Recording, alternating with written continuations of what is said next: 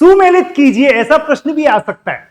अब ऐसा प्रश्न आया तो आप सुमेलित करो कि कहां कौन जा रहा है भाई। राजस्थान 4th ग्रेड एग्जाम, ये क्या लिखा है? ये 19, 20 और 21 सितंबर को है। अब आपकी पारी कौन सी है वो तो अभी डिसाइड हो ही जाएगा दोस्तों। बात यहां पे ये है कि यहां पर आप, कल बता रहा था मैं आपको कि एग्जाम से पहले क्या क्या सावधानियां रखनी। अब आप यूं समझो कि आप एग्जाम हॉल में एंटर कर गए हैं, टेबल पे बैठ गए, थोड़ा थोड़ा धक धक धक भी हो रहा है, लेकिन अगर आप सावधानियों से काम करेंगे तो मैं कह रहा हूं कि सिलेक्शन श्योर आएगा, धक धक भी बंद हो जाएगी। एग्जाम में क्या क्या सावधानियां रखी जानी चाहिए। अब अगर आप एग्जाम हॉल में हो तो देखो, सबसे पहली बात बता देता हूं मैं आपको, ये एग्जाम 2 घंटे का है, 120 प्रश्न आ रहे हैं, 2 घंटे यानी 120 क्वेश्चन और 120 मिनट। उसमें आपको ओएमआर भी भरनी है, क्वेश्चन सॉल्व भी करने हैं। अच्छा, मैथ्स भी तो होगी, और मैथ्स वाले क्वेश्चन कितना टाइम खाते हैं आपको अच्छे से पता है।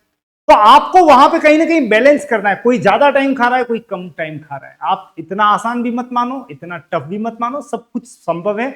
आप भी उसी दुनिया में जी रहे हैं जिसमें और बच्चा जी रहा है। तो सिलेक्शन वाले आपसे अलग नहीं है, आप भी सिलेक्शन ला सकते हैं और लेके आएंगे। बस ध्यान रखना कुछ बातें, यहां पे 3 बातें बताऊंगा इस वीडियो में मैं आपको। नंबर 1, टाइमिंग का विशेष ध्यान रखना। अब टाइम का मतलब क्या? टाइम का मतलब आपको स्पीड फैक्टर पे बहुत ज्यादा फोकस करना है। दोस्तों ध्यान रखना, ये छोटी छोटी बातें। अब आप वहां घड़ी तो ले जा ही नहीं सकते। पहले तो क्या होता था, घड़ी देखते रहते थे। अगर वहां एग्जाम हॉल में घड़ी नहीं है तो आप बार बार एक तो ये डिमांड करना कि सर घड़ी लगवाओ, और बाय द वे फिर भी नहीं लगवाया तो एग्जामिनर से समय समय पे समय पूछते रहना, क्योंकि टाइम बहुत क्रूशियल है। लगे कि इतना समय हो रहा है कि नहीं हो रहा है, तो आप टाइमिंग का थोड़ा सा ख्याल रखें, समय का ध्यान रखें, स्पीड का ध्यान रखें। और इसमें मैं आपको जरूर से बता देता हूं कि अब जीके भाई आपका जैसा भी हो, लेकिन जीके थ्योरेटिकल पार्ट है, तो आपको बहुत तेजी से वहां पे वर्कआउट करना है। और अगर आपकी थोड़ी बहुत भी मैथ्स ठीक है तो आप उसके लिए समय बचा के चलना, क्योंकि मैथ्स के क्वेश्चन थोड़े बहुत घुमावदार अगर आ गए तो वो टाइम कंज्यूमिंग हो सकते हैं, लेकिन राइट होते हैं। वो बिल्कुल आपके आंसर्स आने की संभावना है, राइट आंसर आते हैं। तो आप यहां पे जीके और जो दूसरे पोर्शन से, थ्योरी वाले पोर्शन से, उनको पहले अटेम्प्ट करें, स्पीड मेंटेन करें। मैं तो कह रहा हूं 1 घंटे में आप ये सब क्वेश्चन निपटा दें, और पूरा 1 घंटा बाकी बचा के रखें किसके लिए? हिंदी वगैरह, सॉरी आपके जो मैथ्स वगैरह है सब इसके लिए। तो आप यहां पे एक डिवाइडेशन करके चलेंगे। जो प्रैक्टिकल क्वेश्चन से जो टाइम कंज्यूमिंग है उसको हम थोड़ा एक्स्ट्रा वर्क देंगे, और जो थ्योरेटिकल है उसको थोड़ा सा स्पीडली। यूं नहीं कि आप यूं ढूंढ रहे हो एक एक ऑप्शन। शुरू में क्या होता है कि जब हम एंटर होते हैं ना क्लास में, मतलब एग्जाम हॉल में, तो हम आराम से तसल्ली से काम करते हैं, रोते रोते मरते मरते नहीं। शुरू से लेकर लास्ट तक आप ताबड़तोड़ अपनी स्पीड रखेंगे। स्पीड का विशेष ध्यान रखना है, यानी शुरू से अंत तक रॉकेट की गति से आपको पेपर करना है। उस 2 घंटे के दौरान याद रखना, पलक झपकाने का मौका नहीं मिलना चाहिए। आसपास क्या हो रहा है, पसीने पहुंच रहे हैं, आपको कहीं ध्यान नहीं देना है। आपका ध्यान होना चाहिए 2 घंटे, क्योंकि ये वो 2 घंटे, ये वो 2 घंटे जो करो या मरो वाले नौकरी में पहुंचा देंगे। क्योंकि इसके बाद कोई एग्जाम नहीं है, सीधा रिजल्ट है। और रिजल्ट अगर पॉजिटिव आ गया तो मतलब आपके जेब में खन खनाते हुए पैसे आएंगे। और इसके लिए आपको उन 2 घंटे पे कंसंट्रेट करना है, जान झोंक देना। मैं कह रहा हूं कॉन्शियस मत होना, जान झोंक देना। तो स्पीड फैक्टर पे आप ध्यान देंगे, समय से पेपर हो जाए, बस इसका ख्याल रखें। जो क्वेश्चंस आपको आते हैं कम से कम वो पूरी तरह से अटेम्प्ट हो। बाहर आके ये शिकायत मत करना बहुत लेंदी था पेपर, छूट गया। अब आप खुद याद करें, कहीं आलस तो नहीं खा गए, 2-5 मिनट इधर उधर अंगड़ाई तो नहीं ले ली। यानी ये जो छोटी छोटी बातें होती है, 10, 15, 20 सेकंड, 1-2 कहीं आंसर चूक गए ओएमआर भरने से, तो वो भी बड़ी घातक चीज बन जाती है वहां पे। दूसरा पॉइंट, ओएमआर समय से भर देना। भाई प्रॉब्लम ये होती है कि कई बार क्वेश्चन में बिजी हो जाते हैं, अब लास्ट में कई बार टाइम नहीं मिलता है। कई जनों के लिए तो मुसीबत ही होती है कि 15 मिनट में लास्ट बचे 15 मिनट और ऐसे आपको सर्कल भरने हैं।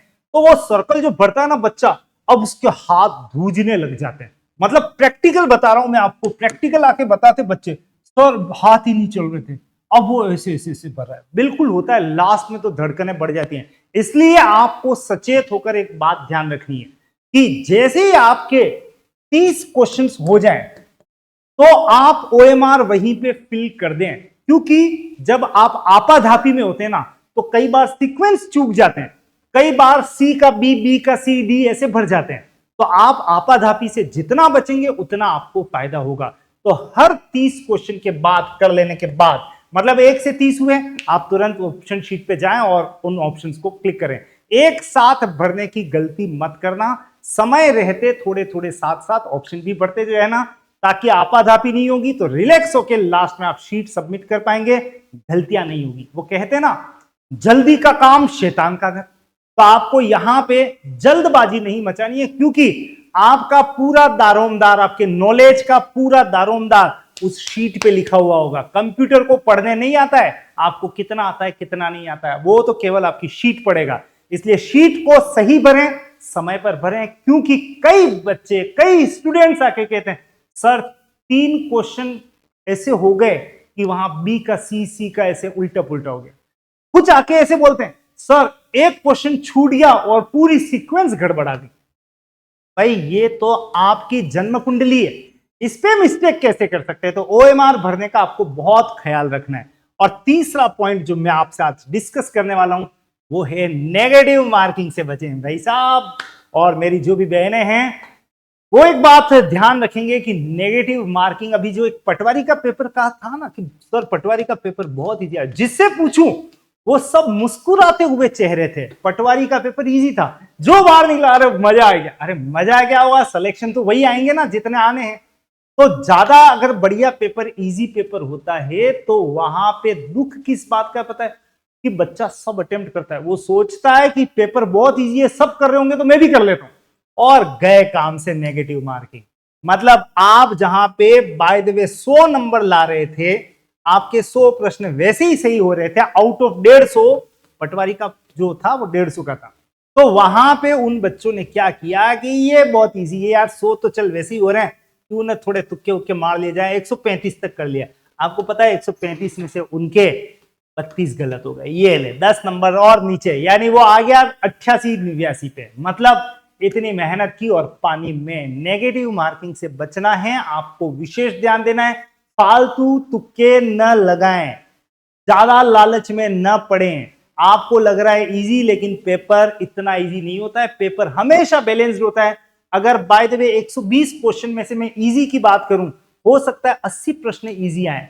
इस पेपर को इजी मत मानना, आपके बाकी 40 क्वेश्चन है ना वो मेरी डिसाइड करेंगे। इसलिए आपको फोकस करना है इजी के बाद, एक अपने आप लेवल एडजस्ट हो जाता है, फालतू लालच में नहीं पड़ेंगे, वही अटेम्प्ट करेंगे जो कंफर्म है, या 50-50 वाले तुक्के फिर भी लगा सकते हैं। अगले वीडियो में मैं आपको तुक्के लगाने की भी ट्रिक बताऊंगा, निश्चित रूप से बताऊंगा कहां तुक्के लगते हैं और कितने सटीक लगते हैं। लेकिन यहां आपको ध्यान रखना है कि बाकी के बचे जो 40 क्वेश्चन जो थोड़े से मॉडरेट या टिपिकल लेवल के हैं, वो आप सोच समझ के अटेंड करेंगे, ताकि नेगेटिव मार्किंग से बचा जा सके। इन सावधानियों का ध्यान रखें। पार्ट 1 में मैंने आपको बताया था कि एग्जाम हॉल में जाने से पहले किन किन बातों का ध्यान रखना है, उसमें मैंने आपको ड्रेस कोड वगैरह सब कुछ बताया था। आज के वीडियो में उस वीडियो का लिंक भी मिल जाएगा, जरूर से देखना। और आज वाले वीडियो में आपको क्या मिला है पता लग गया होगा दोस्तों, क्या ये कि एग्जाम हॉल में घबराने की आवश्यकता नहीं है, रादर कॉन्सेंट्रेट करने की आवश्यकता है। 2 घंटे बराबर सिलेक्शन। मैं कह रहा हूं सब कुछ दांव पे लगा देना, यानी क्या दांव पे, दिमाग और आपकी कंसंट्रेशन, हाई लेवल की कंसंट्रेशन। और यह भी बताऊंगा एग्जाम हॉल में जब आप एंटर हो तो आपका शरीर कैसा साथ देना चाहिए, अच्छा ही देना चाहिए, स्वस्थ शरीर जाना चाहिए, ज्यादा पसीने वसीने नहीं छूटने चाहिए। तो रिलैक्स होके कैसे जाएं, कैसे अपने आप को फ्रेश फील कराएं, वो बातें भी मैं आपसे शेयर करूंगा। पर आज के लिए इतना ही। जाते जाते एक बात बता देता हूं दोस्तों कि आपके लिए एक बहुत बढ़िया खुशखबरी है। आपको इस वीडियो में एक लिंक उपलब्ध कराया जा रहा है डिस्क्रिप्शन बॉक्स में। वहां पर आपको मिलेगी एक पीडीएफ। कितने क्वेश्चन की पीडीएफ? 120 क्वेश्चन, ऐसे ही क्वेश्चन जो आपको एग्जाम में दिखने वाले हैं। कोई चार्ज नहीं है, यहां पे कोई चार्ज नहीं है। 79, 49, 9 रुपीज, कोई चार्ज नहीं है। आप सीधा उस पर जाएं, पढ़ लें क्वेश्चन, सॉल्व आप मैथ्स वाले कर लेना, लेकिन बाकी के तो आप पढ़ भी लेंगे ना तो काम हो जाएगा, क्योंकि ये वही लेवल है जो आपको चतुर्थ श्रेणी में दिखाई देगा या उसके आसपास के क्वेश्चंस के संदर्भ में। तो वो 120 जो आंकड़े हैं ना, वो डेटा, वो आप पढ़ के जाएं। एग्जाम के रूप में नहीं दे सकते, कोई दिक्कत नहीं है, पेपर बिल्कुल एग्जाम पैटर्न पे बेस्ड है।